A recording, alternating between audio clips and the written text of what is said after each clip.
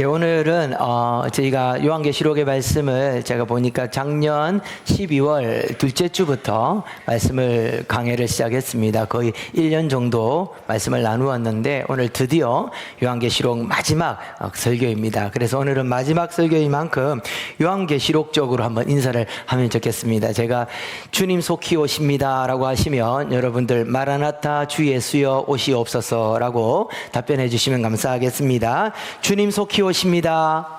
마라나타 주 예수여 오시옵소서. 아멘. 자, 여러분, 우리가 요한계시록을 이제 마무리를 하는데 오늘은 정리를 하면서 우리 주님께서 이 요한계시록의 말씀을 통하여 교회와 그리고 성도들에게 남기시는 마지막 당부의 말씀입니다. 그 말씀이 무엇인지를 오늘 함께 듣고 그 은혜를 함께 누리기를 간절히 바랍니다. 시작할 때 말씀을 드렸습니다. 요한계시록에 대한 많은 사람들의 오해와 착각이 있습니다.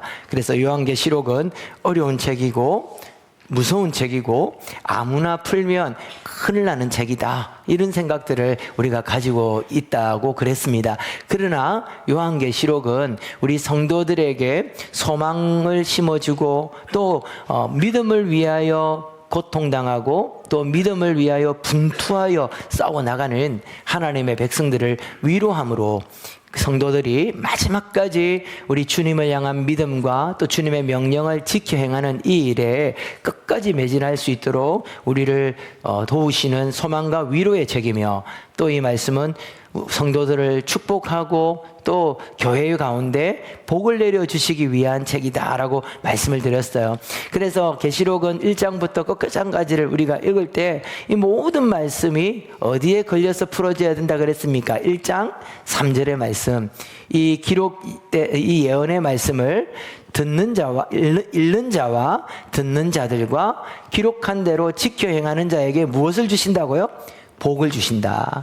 이 책은 복 주시기 위해서 우리에게 주신 계시록의 말씀이다라는 것이죠. 뿐만 아니라 오늘 우리가 이제 마지막 절을 읽었는데 이 마지막 절이 무엇으로 끝납니까? 요한의 축도로 끝납니다.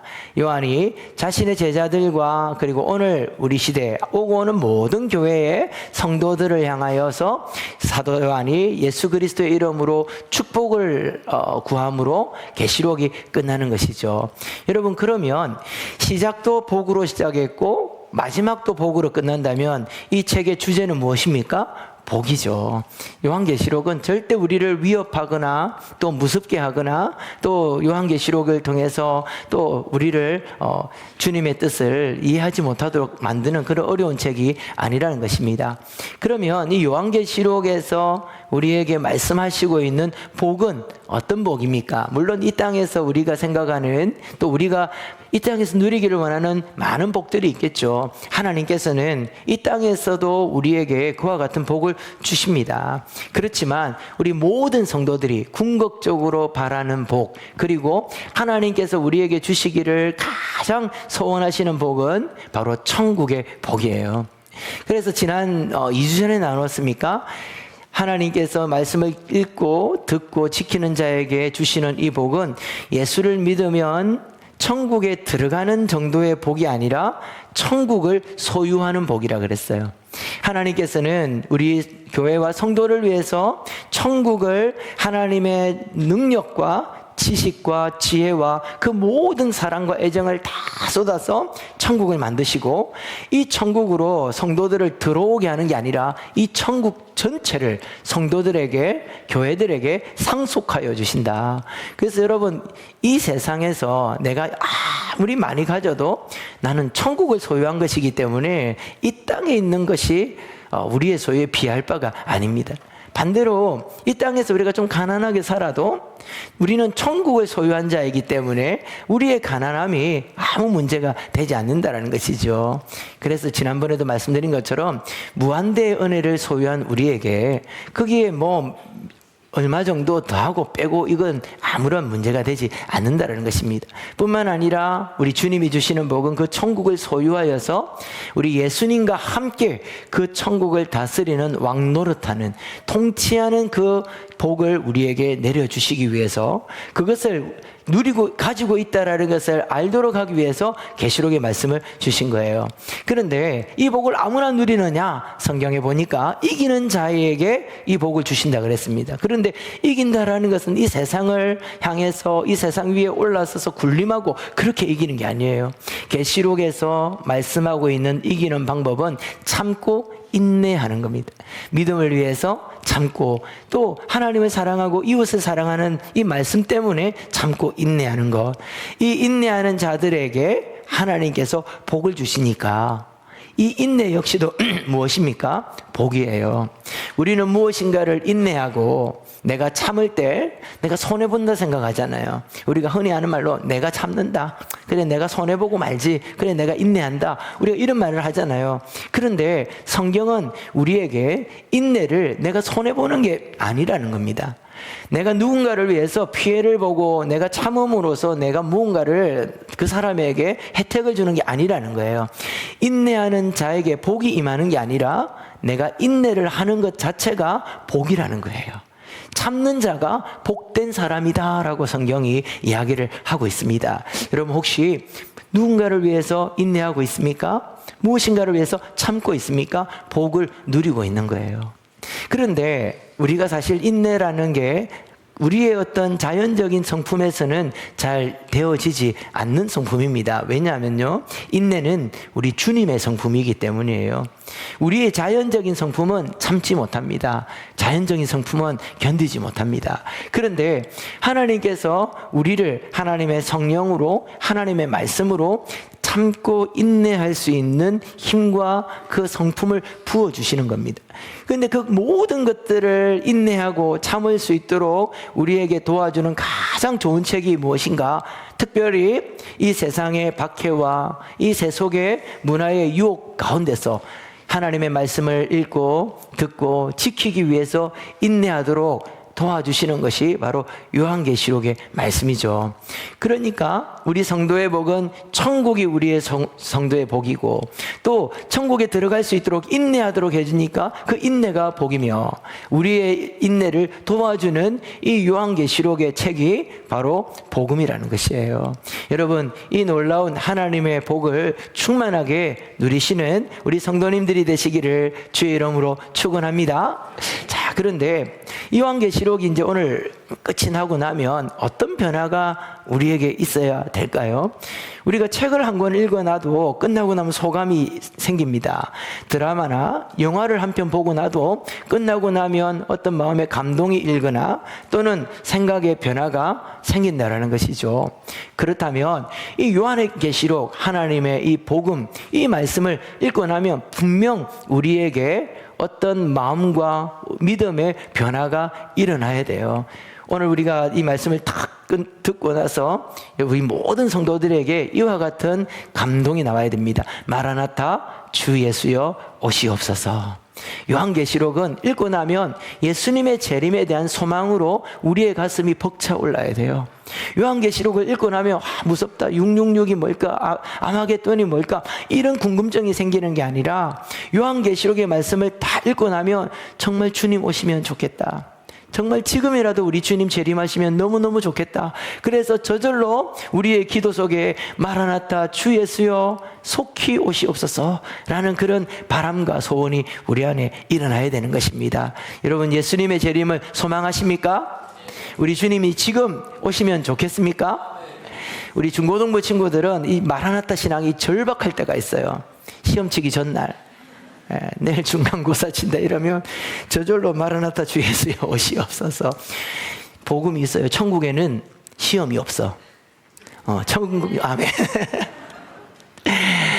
제가 지난번 첫 시간에도 여러분들과 함께 나누었던 선교사님의 예화인데, 우리 계시록을 강의하는 중에 도중에 저희 교회 등록하신 또 새가족분들은 들어보지 못하셨기 때문에 다시 한번 여러분들에게 그 선교사님의 일화를 소개하려고 합니다.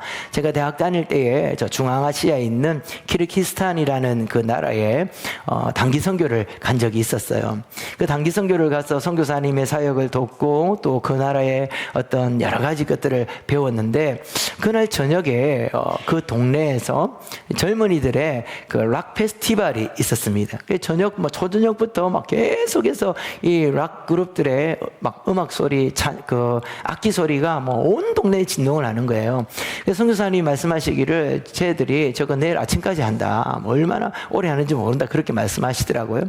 저녁에도 막 조명이 온 동네를 비추고 계속해서 그 전자악기 소리에 막 소음들이 막 온 동네를 듣고 있었는데, 그래도 또 이렇게 피곤하니까 단기 선교 가면 하루 종일 걸어 다니고 그 나라의 온도가 40도가 넘거든요. 그 더운 날씨에서 걸어 다니다 보니까 지쳐가지고 저희 다 잠이 들었어요.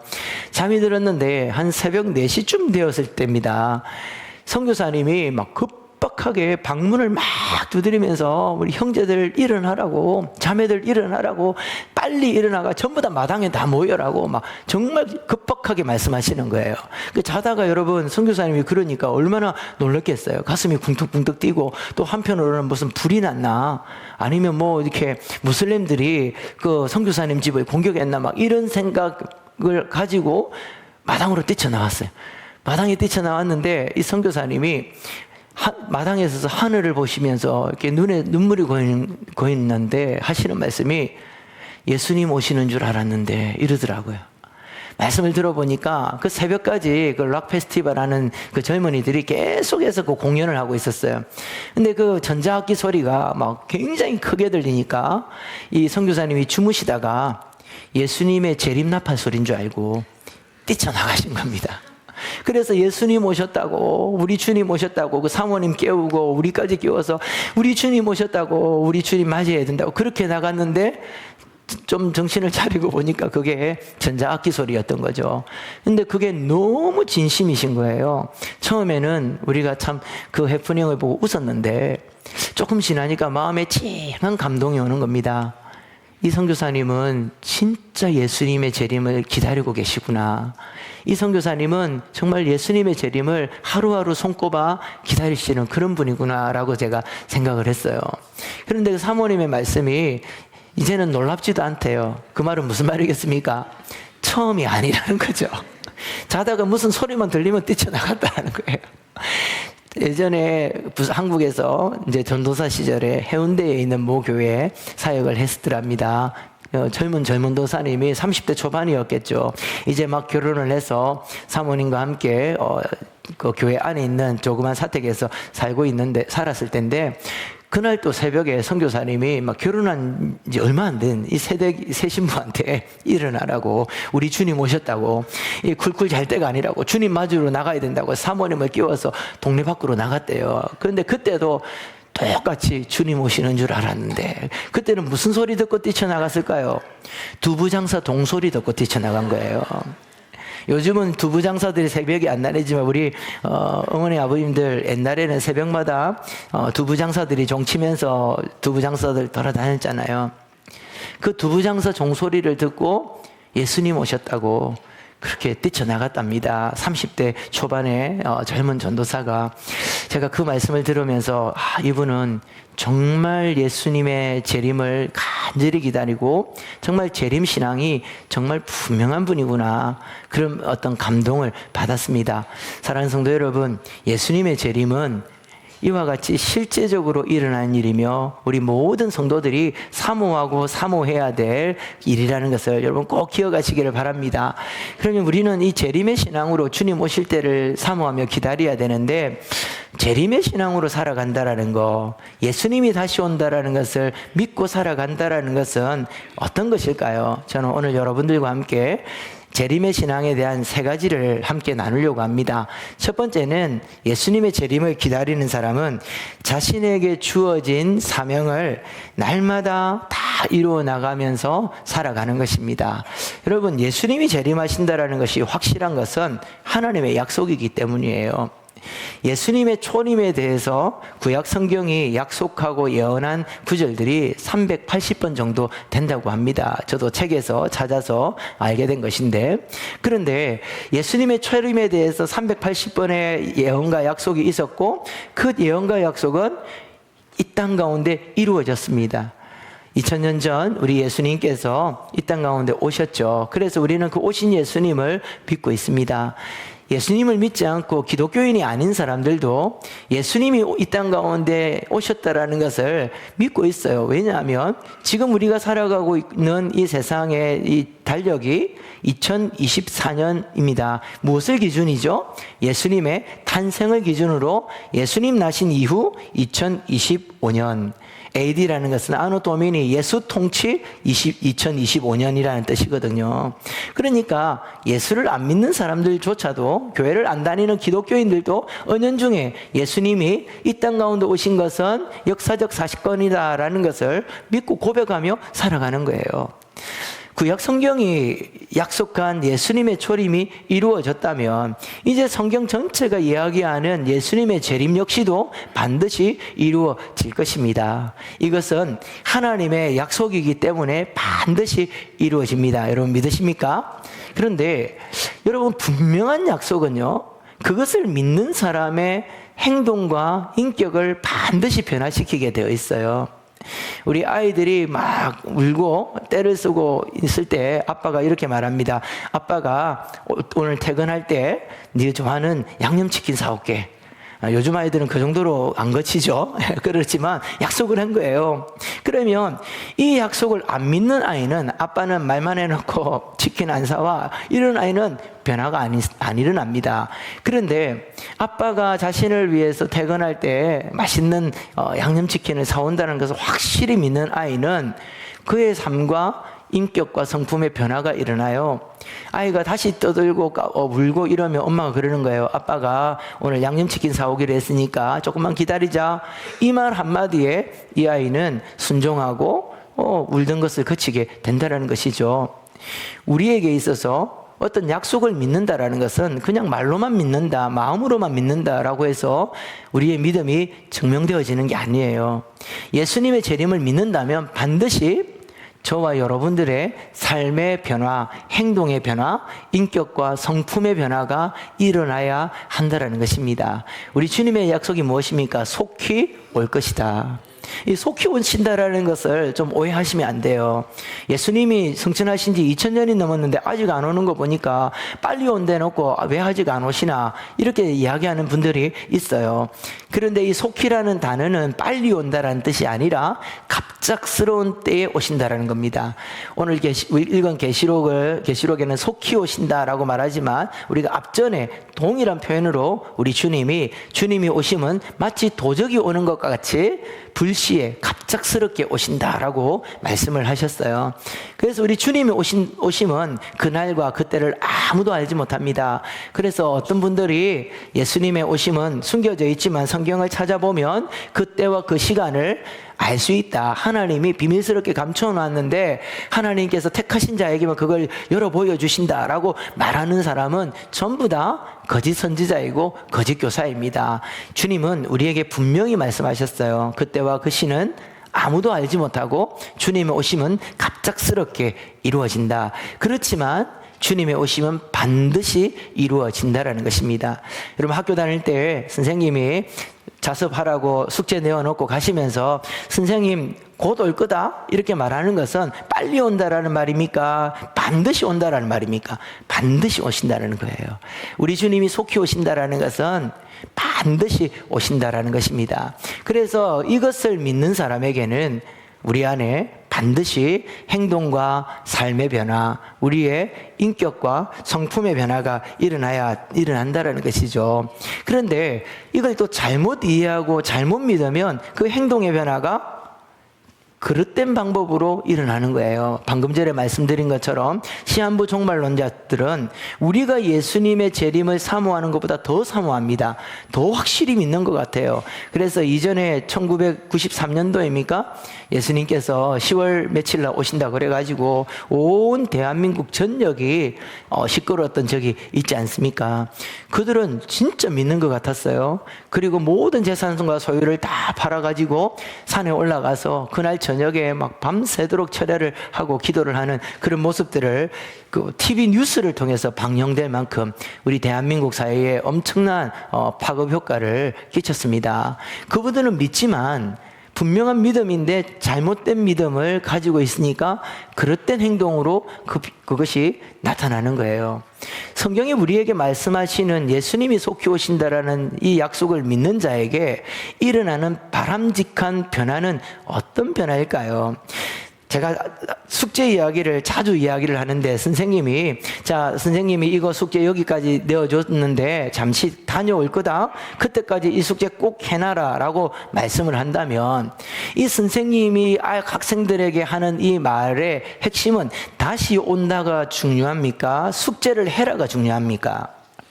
숙제를 해라가 중요한 거예요. 다시 오신다 말 안 하고 오셔도 되죠. 그런데 다시 온다라는 것은 반드시 올 거니까 이 숙제를 꼭 해놓아라 라는 것이죠. 우리 주님께서 속히 오리라 라고 말씀하시는 것은 우리 주님은 언제든지 오시면 돼요. 말 안 하고 오실 수도 있습니다. 그럼에도 불구하고 교회와 성도들에게 내가 속히 올 것이다, 도둑과 같이 올 것이다 라고 말하는 것은 내가 반드시 올 거니까 내가 너희들에게 내어준 그 숙제를 꼭 하고 있으라 이 말이에요. 내가 너희들에게 준 그 사명을 반드시 이루어라 라는 그 말씀이죠. 사명을 이루도록 하기 위해서 다시 오신다라는 약속을 교회와 성도들에게 이렇게 강력하게 말씀하시는 것입니다. 우리 중고등부 친구들은 선생님이 숙제 내주고 잠시 갔다가 올 거니까 꼭 해라 그러면 주로 하는 편이에요, 안 하는 편이에요? 전부 다 안 하는 쪽으로 기울어 가는 것 같아요. 열심히 숙제를 하는 친구가 있고 어떤 친구는 선생님 오늘 안 오신다, 와도 맞으면 그만이지 이러고 안 하는 친구가 있어요. 그런데 제일 나쁜 친구가 어떤 친구입니까? 열심히 숙제를 하고 있는데 그 옆에서 해방 놓는 친구들이 있어요. 대충 해라, 선생님 와도 검사 안 한다 이러면서 하는 아이들까지 괴롭혀요. 그런데 그 많은 학생들이 숙제를 안 하고 있는 중에도 묵묵히 쫙 구석에 앉아서 숙제를 열심히 하는 친구 있죠. 그 친구의 마음에는 어떤 마음이 있을까요? 선생님 좀 있으면 오신다, 선생님 오시면 너희들 두고 봐라 이러는 거예요. 선생님 반드시 다시 오실 거다. 여러분, 우리가 이 땅 가운데 사명을 이루어 나가고 우리 주님이 주신 그 명령을 이루어 나갈 때에 우리의 힘만으로는 그 모든 것들을 이루기가 힘들어요. 그때마다 주님의 약속을 떠올리는 겁니다. 우리 주님 다시 오신다. 그래서 악한 이들을 심판하시고 주를 위하여 헌신한 자들에게 상 주시는 날이 반드시 있을 것이다. 그렇게 그 약속을 믿고 숙제를 해 나가는 것이죠. 그런데도 우리 많은 성도님들이 이렇게 재림 설교를 듣고 예수님의 하나님의 천국 설교를 들을 때는 좀 마음에 감동이 일어나다가도 또 일상으로 돌아가면 천국보다 이 세상이 더 좋은 것 같고 주님의 재림보다는 내가 원하는 게 이루어지는 것이 더 좋은 쪽으로 마음이 돌아갑니다. 왜 그럴까요? 왜 우리에게는 아까 말씀드린 그 선교사님처럼 천국에 대한 소망이 그렇게 실질적으로 일어나지 않고 예수님의 재림에 대한 그 열망들이 그렇게 뜨겁지 않을까요? 이유는 단순합니다. 지금 우리가 숙제를 열심히 안 하고 있기 때문이에요. 지금 우리가 그 숙제를 미루고 있기 때문이에요. 숙제를 안 하는 친구들은 선생님이 오면 두렵잖아요. 숙제를 안 하는 친구들은 선생님이 오는 게 하나도 반갑지 않습니다.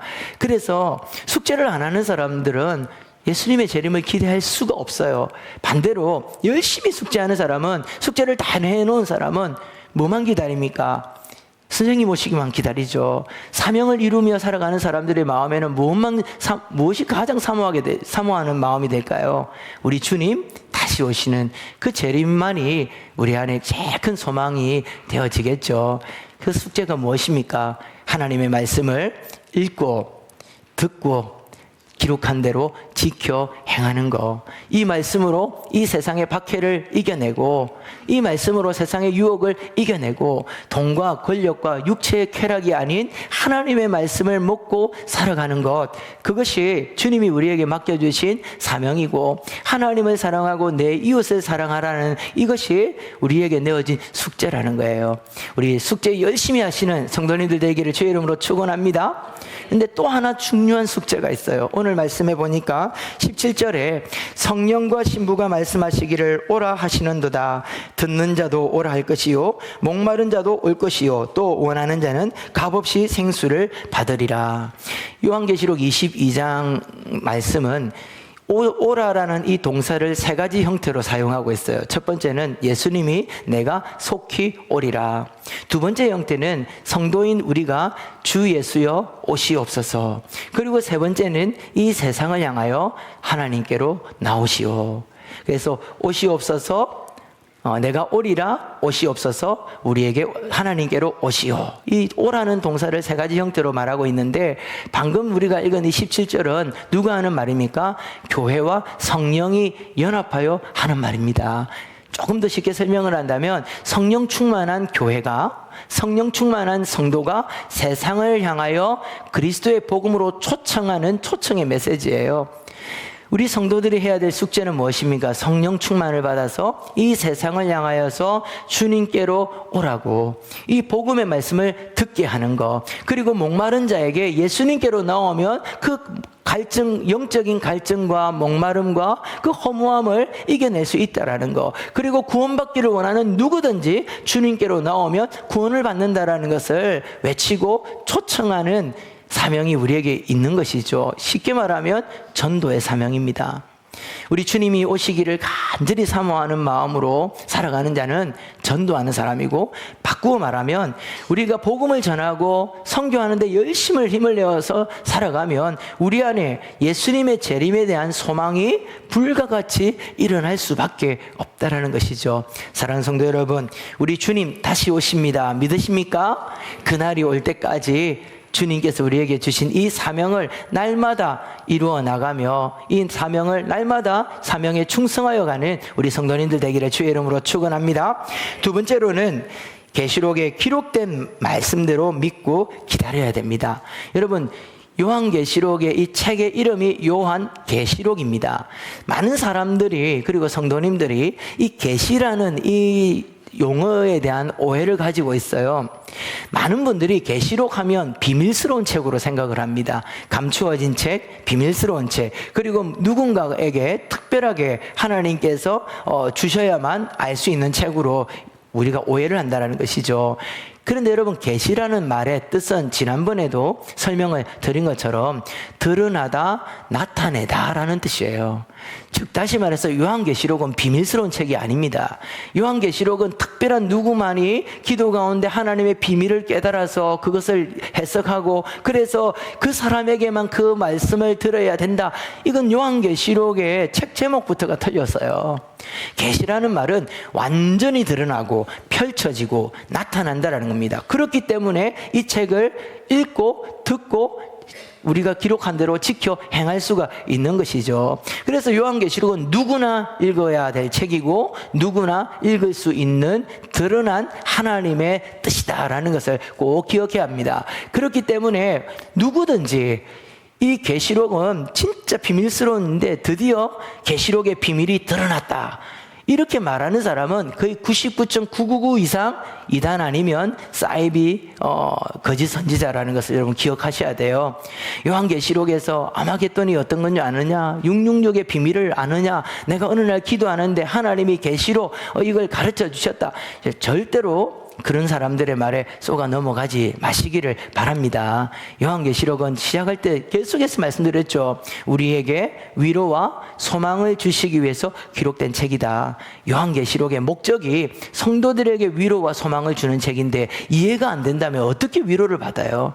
이 책이 비밀스럽고 감추어진 책인데 어떻게 이 책을 읽고 소망을 가지게 되는 것입니까? 계시록은 펼쳐진 책입니다.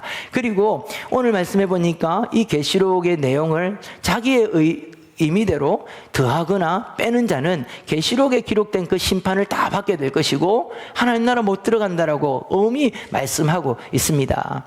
이 요한계시록에 기록된 대로 하나님께서 의도하신 대로 이 책을 읽어야 하는 것이고, 그리고 요한계시록에서 기록된 대로 주님의 오심을 사모하며 기다려야 되는 겁니다. 어떤 분들은 이 아무리 이성적으로 생각해도 이게 말이 안 맞다, 이 현대 과학의 어떤 지식이나 이런 것들을 동원해 볼 때 이런 것이 실제로 이루어지는 것은 말이 안 맞고, 이건 문학적으로 은유적으로 이것을 이해를 해야 된다, 이렇게 말씀하셔서 이 역사가, 이 사건이 일어나지 않을 것처럼 제하여 버리는 자들이 있다라는 것이죠. 그러나 여러분, 성경은 오늘 우리에게 말씀하십니다. 임의로 가감하는 모든 자들은 심판을 받을 것입니다. 우리는 그 목적대로 이 말씀을 읽어야 되고, 그 의미대로 이해해야 되며, 기록된 이 말씀을 온전히 믿음으로 예수 그리스도의 재림을 기다리시는 우리 모든 성도님들이 되시기를 주의 이름으로 축원합니다. 마지막 세 번째로는, 우리가 주님을 기다리는 이 재림의 시작은 장차 오시지만 날마다 오심을 믿어야 한다는 것입니다. 여러분, 우리 주님이 우리에게 장차 오신다고 약속하셨어요. 속히 오신다고 약속하셨어요.